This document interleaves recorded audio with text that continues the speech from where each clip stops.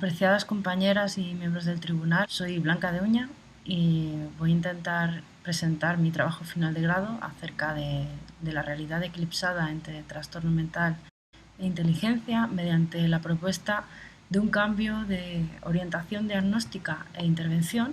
en un caso real de dobles excepcionalidades desde una perspectiva bastante holística, aunque me muevo entre la psicología humanista y el psicoanálisis lacaniano,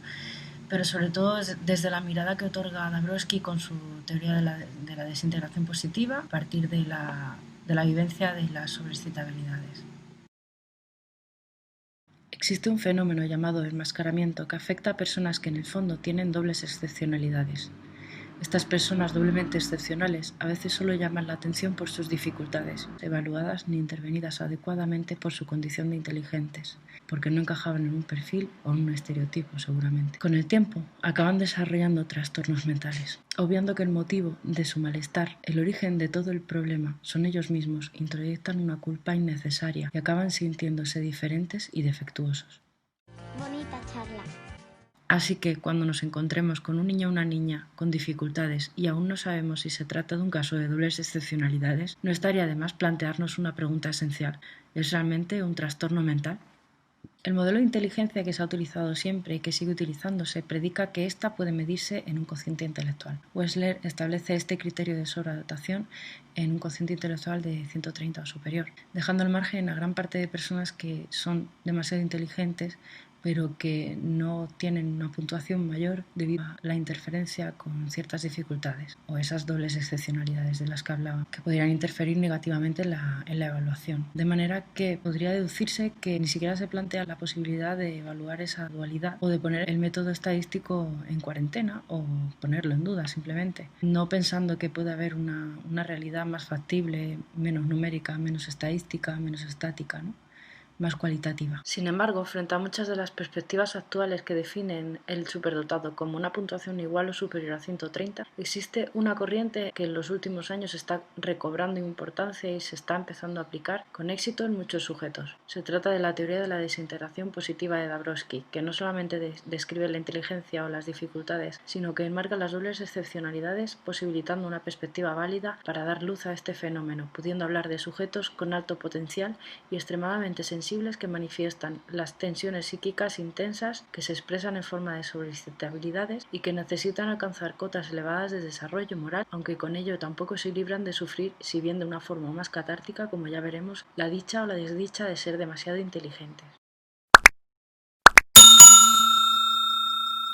De entre los objetivos destacaría 4. En primer lugar, comprender que un superdotado no lo es por su apariencia, es decir, intentar desligarnos de todos los mitos y los prejuicios que hay alrededor de la conceptualización de superdotado. Entender qué entiende la teoría de la desintegración positiva por inteligencia. La relación que hay, en tercer lugar, la relación que hay entre los síndromes disincrónicos y los trastornos mentales. Y en cuarto lugar, y no por ello menos importante, motivar un cambio desde la práctica. He realizado paralelamente una revisión y un análisis bibliográfico, a la vez que he hecho un análisis de una realidad. Respecto al marco teórico dentro del análisis bibliográfico, he estructurado el contenido en 3 bloques. El primer bloque es sobre la LOMCE, que es el marco legislativo curricular,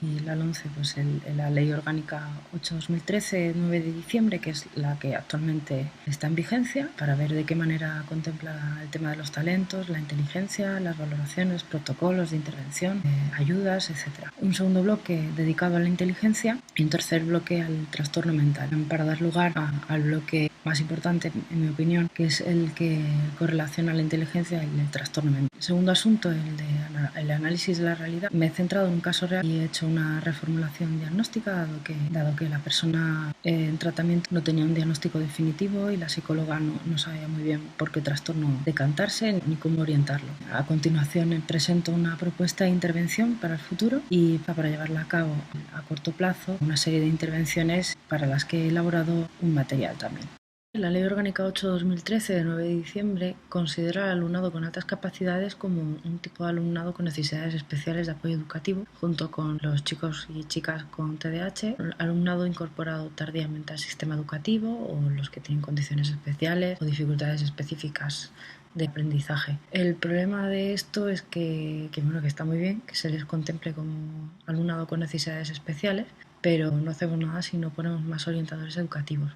ya que actualmente, mientras las ratios europeas de un orientador educativo por cada 200 o 250 alumnos, en España la ratio deja mucho que desear, situándose un orientador por cada 1000 alumnos. Inauguró el bloque temático de la inteligencia con la aportación de Tourón, que afirma que la inteligencia no deja de ser un constructo, con lo cual no es algo que se tenga o se sea. Le seguiría la aportación de Pfeiffer acerca del valor no tan seguro del cociente intelectual. A continuación hago una comparativa entre modelos psicométricos y no psicométricos, destacando los modelos más importantes en cada caso, sobre todo haciendo hincapié en aquellos modelos más holísticos sobre la inteligencia, como sería el modelo de los 3 anillos de Renzulli o su evolución, el que hizo Monks en 1993, el modelo tripartito de Pfeiffer, o el modelo diferenciado de dotación y talento, la versión 2 de Gagné del 2012. Respecto al bloque de trastorno mental, lo introduzco con una discusión acerca del término de discapacidad y hago una revisión histórica del término a lo largo del tiempo y de los movimientos, hasta el movimiento de la antipsiquiatría que tiene lugar en los años 60, impulsado fundamentalmente por Foucault y Goffman, y el experimento de Rosenhan, que fue publicado en la revista Science en 1973. Cuando surge este movimiento de la antipsiquiatría o de la psiquiatría antiinstitucional, y como consecuencia de todo aparece el movimiento humanista. Los modelos que actualmente se utilizan para medir la inteligencia y el grado de salud mental obedecen a criterios estadísticos para establecer el límite entre lo que es normal y lo que no lo es. En base a esto, se intenta ordenar la realidad partiendo del modelo y no de la persona. Estos modelos estadísticos podrían servir para analizar cuantitativamente una realidad externalizando, no favorecen la comprensión de las realidades internalizadas en este tipo de fenómenos, como es el caso de las dobles excepcionalidades. En el bloque de realidades eclipsadas, concretamente en una cuestión de silencios, describo la perspectiva de Conejero Solar, Gómez Arizaga, Sandoval, Rodríguez y Cáceres Serrano de 2018, por la cual se describen 3 posibles escenarios en ese fenómeno de enmascaramiento entre el trastorno mental y la inteligencia. La teoría de Dabrowski se desarrolla en base a 2 ideas fundamentales. La primera es que el desarrollo se produce por medio de transición entre niveles de desarrollo inferiores a niveles de desarrollo superiores. La segunda idea fundamental es que esta transición no se produce de manera concadenada o regular, sino alternando momentos de armonía y disarmonía, momentos de integración y de desintegración, que vendrían a significar aquellos momentos que comentaba de sufrimiento catártico, por medio de momentos de conflictos internos, de sufrimiento, de malestar, de ansiedad, etc. En base a ello, además de explicar las sobrecitabilidades, profundizo haciendo una comparación entre la teoría de la desintegración positiva y los modelos de desarrollo de Kohlberg, así como el de las necesidades básicas de Maslow. Además, cuento con el testimonio de Regina Cortés, que es una mujer superdotada con dobles excepcionalidades, es superdotada y autista, conocedora de la teoría de la desintegración positiva, que me da su visión sobre el modelo de las necesidades básicas de Maslow. El caso es un sujeto que lleva 1 año en tratamiento, que tiene 9 años, que ha sido desescolarizado por mal comportamiento, en teoría, en una escuela de República Dominicana, y lleva medicado bastante tiempo por tanto la manifestación de hiperactividad como por la manifestación del déficit de atención. Las evaluaciones que se le han realizado han quedado invalidadas, dado que era incapaz de quedarse quieto o tranquilo durante estas pruebas. Y como manifestaciones generales, a modo de queja, entre comillas, tenemos dificultades para comunicarse, expresar y empatizar, hiperactividad y dificultades de concentración, y bueno, es destacable comentar que antecedentes de violencia familiar. Eran muchas quejas las que tenía la psicóloga, que han sido resumidas en tres sintomatologías generales de hiperactividad, falta de atención y problemas de empatía, que han hecho pensar en cierto TDAH o un trastorno del espectro autista. La psicóloga no acababa de convencerse con esta sospecha diagnóstica, así que una vez que yo empecé las prácticas con ella, le hice ver la necesidad de una reformulación, pero desde otra óptica, independientemente del manual de diagnóstico. A lo que ella se mostró abierta, procedimos a ello. El primer paso para hacer la reformulación fue descomponer aquellas ideas generales tras la sospecha diagnóstica del TDAH y el TEA. Por medio de la observación no participante desde la cámara de Gesell, yo encontré algunos puntos a favor que me parecieron interesantes o importantes a la hora de reformular el caso, que me hicieron pensar en que nuestro paciente podía ser propenso a manifestar sobreexcitabilidades que podrían explicar la sintomatología de TDAH y de TEA. Su TDAH pasamos a reformularlo como una sobreexcitabilidad psicomotora, Un exceso de energía o hiperactividad podía afectar a la concentración y a la atención, sobre todo teniendo en cuenta los fundamentos de las teorías de recursos atencionales limitados. Por este motivo, su dificultad podía estar enmascarando su inteligencia en el cuestionario de Wechsler, resultando en un cociente intelectual normal. Los rasgos autistas pasamos a considerarlos como sobreexcitabilidad emocional. Sus crisis podían deberse a un problema de seguridad y confianza en los demás a partir de lo que vivió en su entorno con su padre y la violencia familiar, o de que puede tener la sensación de que no le quieren o le rechazan y se protege aislándose, no pensando en el otro, no queriendo empatizar. Pese a los resultados promedios en el Wechsler, estamos convencidas de que es extremadamente inteligente. Tiene intereses especializados y una memoria para las fechas y los acontecimientos fuera de lo normal, pero habrá que comprobarlo de nuevo más adelante, cuando hayamos podido atajar sus dificultades actuales. Su capacidad para el uso del lenguaje metafórico no solamente es indicador de inteligencia, sino de que contrapondría la sospecha diagnóstica de TEA. No obstante, demuestra también tener una sobreexcitabilidad imaginativa que le permitiría encontrar en el juego simbólico un momento seguro para la expresión emocional.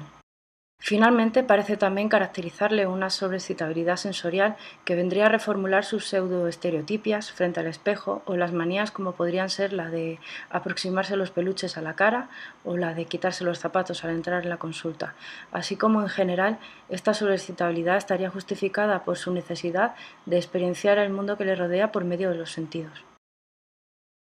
Con todo ello, hemos logrado desarticular el bloqueo diagnóstico, proporcionando información cualitativa valiosa y un nuevo enfoque para comprender las problemáticas de una manera integral. La primera conclusión a la que llego es que al permitir pasar de formular un caso en base a trastornos mentales a hacerlo en base a sobreexcitabilidades, que en este caso serían una forma de manifestarse las altas capacidades, en la teoría de la desintegración positiva se nos estaría dibujando como una oportunidad más integradora o más humanista de concebir las manifestaciones problemáticas de nuestro paciente. Según la propuesta de intervención futura que planteé, en la actualidad nos encontraríamos en la fase 1. En esta primera fase estaríamos haciendo un trabajo terapéutico previo a su nuevo entorno educativo. Después de una primera tanda de evaluación fallida, necesitamos seguir trabajando sus dificultades hasta que podamos evaluarlo de nuevo en otras condiciones. En una segunda fase trabajaremos directamente con la información que obtengamos de la figura de la sombra en la clase. Alguien debidamente preparado acompañará a nuestro caso en su entorno educativo. Para ayudar a la sombra en su cometido de recabar información cualitativa importante en el contexto educativo, he elaborado una hoja de observación que le sirva de ayuda. Superada esta segunda fase y trabajadas sus dificultades, volveremos a evaluar. Una de las cuestiones sobre las que he reflexionado y mucho a lo largo de este semestre es la dicotomía entre el manual de diagnóstico y las visiones más humanistas que irían en contra de este manual. Por lo que he podido leer, creo, y por lo que a lo largo de toda la carrera he podido reflexionar o concluir, es que si bien el manual puede servir de ayuda, jamás deberemos medir a una persona con él, sino ver el manual como una forma permeable y flexible de llegar a comprender a una persona, aunque la persona trascienda del manual, ¿no? Más si cabe cuando, tal y como hemos podido ver a lo largo de la presentación, el trastorno mental en ocasiones puede eclipsar la inteligencia, lo cual poner un poquito en duda el criterio diagnóstico de una enfermedad siguiendo este enfoque, creo que puede ser más beneficioso que seguir a rajatabla los criterios del manual. Finalmente, respecto a la teoría de la desintegración positiva, lo que he podido comprobar es que a partir de la reformulación por medio de estos criterios de Dabrowski, el caso cambió de actitud y de repente era como más positivo y más proactivo. De repente mucha de la sintomatología que manifestaba empezó a atenuarse y a normalizarse su comportamiento, con lo cual otra de las conclusiones a las que llego de la aplicación de este enfoque dabrowskiano es que el efecto Pigmalión positivo, al pasar de considerar al sujeto como una persona anormal con los criterios estadísticos a verlo como una persona completamente normal bajo los criterios de la teoría de la desintegración positiva marcada en el modelo humanista.